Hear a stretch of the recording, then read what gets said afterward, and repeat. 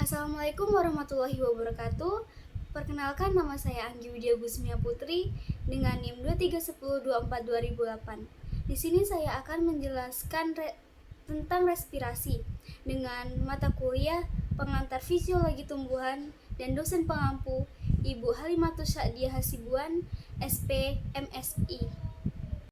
Oke, pada video kali ini kita akan membahas mengenai tahapan respirasi serta fotosintesis dan respirasi. Makhluk hidup memerlukan energi yang berasal dari luar untuk menjalani berbagai proses yang ada di dalam tubuhnya.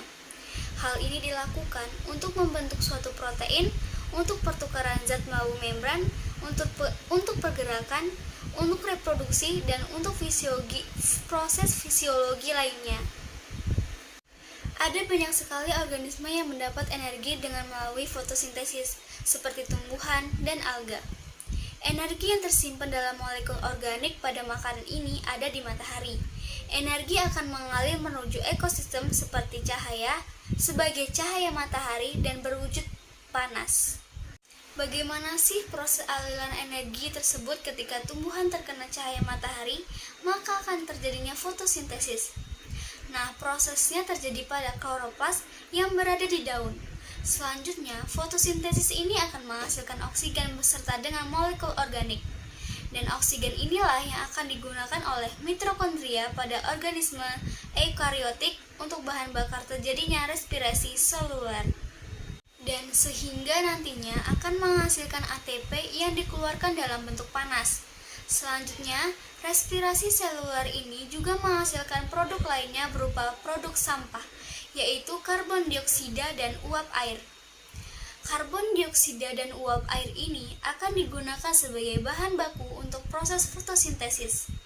Poinnya adalah, setiap kita melakukan aktivitas-aktivitas itu memerlukan energi, dan energi itulah hanya didapatkan setelah kita melakukan respirasi. Tapi, bagaimana sih proses terjadinya respirasi pada sel sehingga kita dapat menghasilkan energi tersebut? Jadi, respirasi seluler merupakan reaksi pemecahan glukosa untuk mendapatkan energi dalam bentuk ATP atau adenosis trifosfat yang akan membutuhkan oksigen untuk menyelesaikan reaksinya. Di dalam respirasi seluler inilah oksigen terlibat sebagai reaktan bersama dengan glukosa yang nantinya akan menghasilkan karbon dioksida air dan juga ATP. Sebagai produk energi utamanya, ATP inilah yang merupakan sumber energi yang menjalankan aktivitas kita.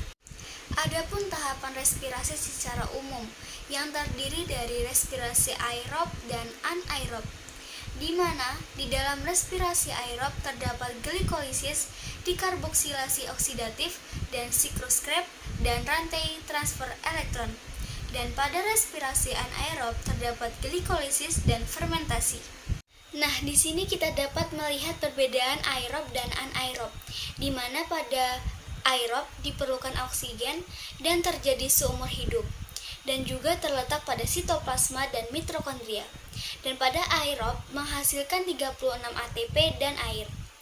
Dan pada anaerob tidak diperlukan oksigen, terjadi sementara, dan terletak pada sitoplasma dan menghasilkan 2 ATP, asam laknat, dan etanol. Pada tahapan aerob, di sini saya akan menjelaskan tentang glikolisis terlebih dahulu. Tahap pertama pada glikolisis yaitu glukosa akan diubah menjadi glukosa 6-fosfat oleh enzim heksokinase. Yang kemudian glukosa 6-fosfat akan diubah menjadi fruktosa 6-fosfat yang dikatalisis oleh enzim fosfoheksosa isomerase. Selanjutnya, fruktosa 6-fosfat akan diubah menjadi fruktosa 1,6 bifosfat.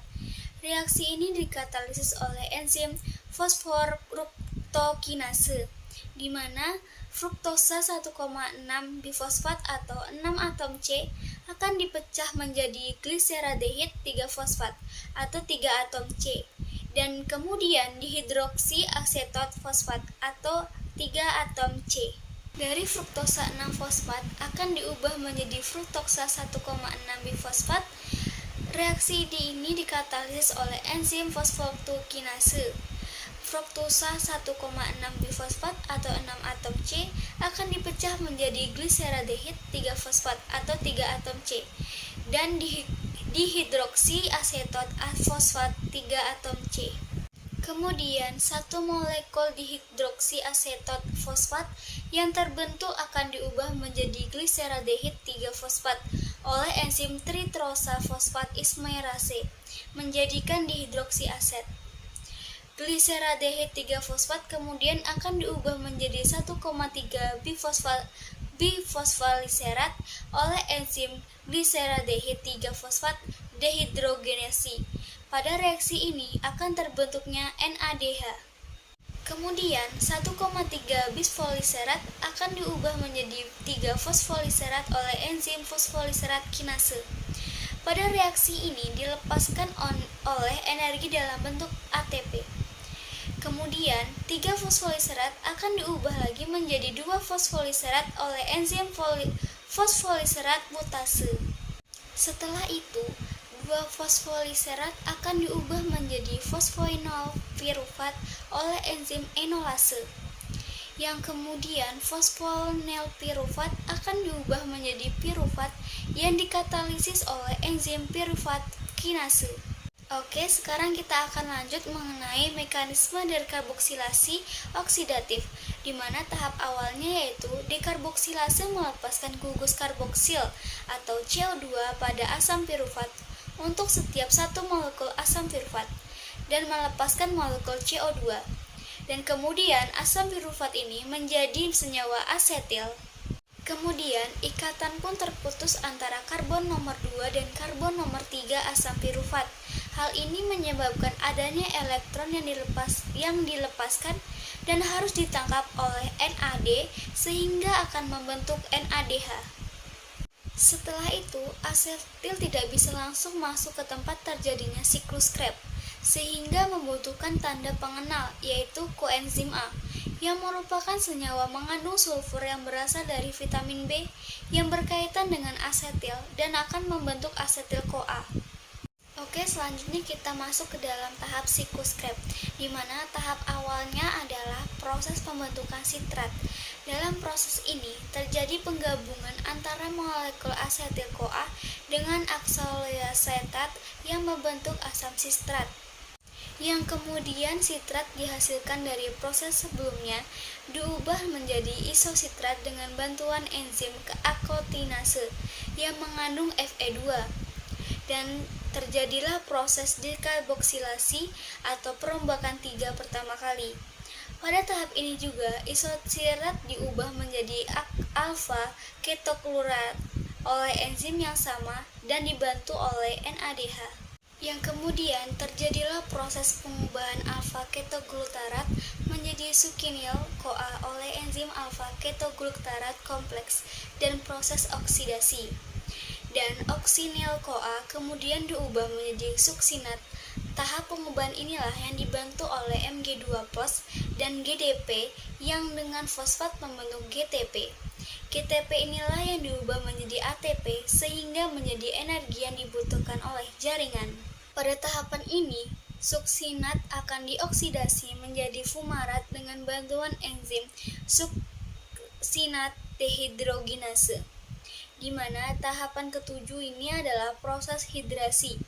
Pada proses ini terjadinya penambahan atom hidrogen pada ikatan karbon atau CC, sehingga menghasilkan produk berupa malat.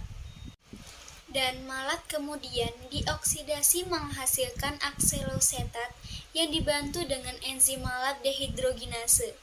Aksolosetat kemudian akan menangkap kosetil-CoA sehingga siklus Krebs ini dapat terus-menerus terjadi. Selanjutnya kita akan membahas pada mekanisme transport elektron, di mana pada mekanisme transport elektron ini NADH akan melepaskan elektronnya kepada kompleks protein 1. Peristiwa ini yang membebaskan energi yang memicu dipompanya H dari matriks mitokondria menuju ruang antramembran. Dan NADH yang telah kehilangan elektron akan berubah menjadi NAD.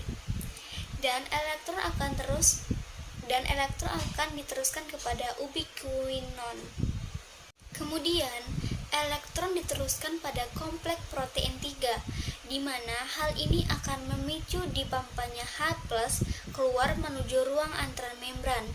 Setelah itu, elektron akan diteruskan kepada sitokrom C.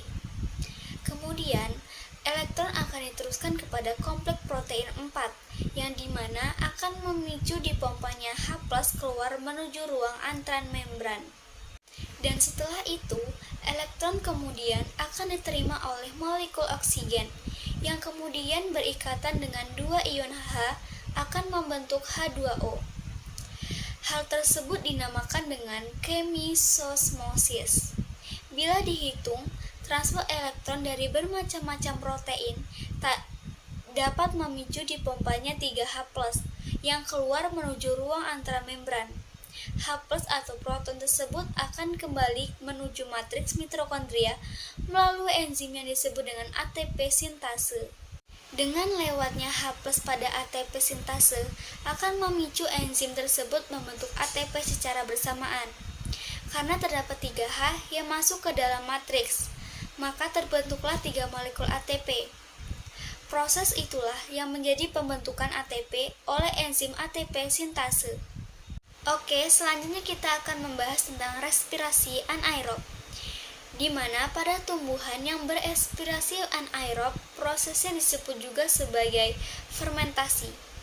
Fermentasi terjadi pada makhluk hidup yang tidak dapat membentuk karbohidratnya sendiri, karena tidak bisa berfotosintesis seperti bakteri dan jamur. Pada fermentasi glukosa yang terurai berasal dari luar sel atau dari substratnya. Jadi, pada fermentasi, prosesnya berlangsung di luar sel pada substratnya. Bila fermentasi terdapat sedikit, maka alkohol yang terbentuk oleh asam cuka akan dijadikan asam asetat. Dan pada proses fermentasi, acap kali disebut sesuai dengan hasil tambahnya yang terbentuk. Pada pernapasan intramolekuler respirasi anaerob terjadi pada tumbuhan yang dapat mensintesis karbohidratnya sendiri. Jadi proses tersebut disebut intraseluler. Adapun reaksi fermentasi yaitu C6H12O6CO2 atau alkohol pada tumbuhan dan C6H12O6 atau energi asam laktat terjadi pada hewan. Pada proses fermentasi, proses glikolisis seperti pada respirasi aerob, tapi asam pirufat yang terbentuk tidak memasuki siklus asam sitrat karena tanpa adanya O2. Oke, itulah video penjelasan tentang respirasi yang bisa saya sampaikan. Saya mohon maaf bila ada salah kata atau salah pengucapan. Saya akhiri, wabillahi taufik wal hidayah. Wassalamualaikum warahmatullahi wabarakatuh.